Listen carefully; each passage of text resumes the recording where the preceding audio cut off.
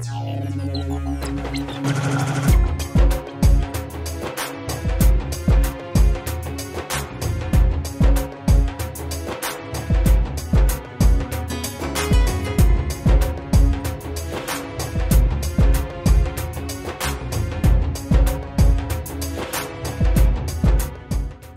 दोस्तों, आप देख रहे हैं संस्कृति टीवी।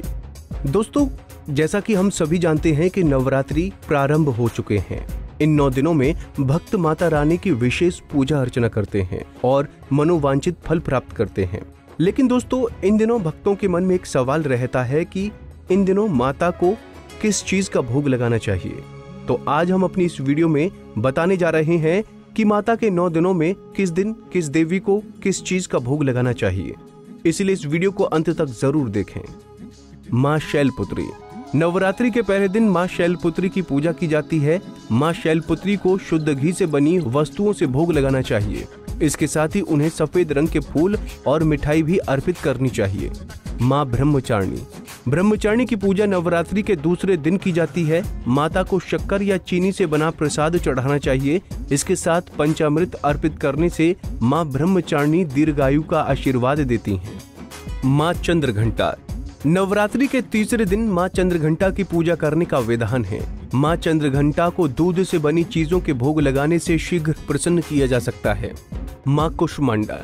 चतुर्थी के दिन माँ कुष्मांडा का पूजन किया जाता है। माँ को मालपुए का भोग लगाने और उसे जरूरतमंदों को खिलाने से माँ अपने भक्तों को आशीर्वाद प्रदान करती हैं। माँ स्कंद माता।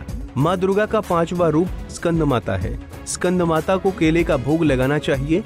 ऐसा करने से घर में सुख समृद्धि की प्राप्ति होती है। माँ कात्यायनी।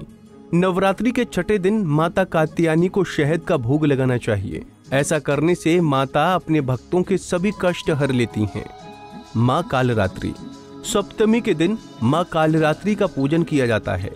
इनको गुड़ का भोग लगाने से सभी प्रकार के रोग दोष समाप्त होते हैं। माँ महागौरी। अष्टमी के दिन माँ महागौरी को पूजन में नारियल का भोग लगाना चाहिए। ऐसा करने से भक्तों की सभी मनोकामनाएं पूर्ण होती हैं। माँ सिद्धिदात्री। नवरात्रि के अंतिम दिन माँ सिद्धिदात्री को चना और हलवा का भोग लगाया जाता है। इस दिन कन्या भोज कराने का भी विधान है। तो दोस्तों, उम्मीद है आपको हमारी ये जानकारी पसंद आई होगी। ऐसी ही धर्म और आस्था से जुड़ी जानकारी के लिए देखते रहिए संस्कृति टीवी। धन्यवाद।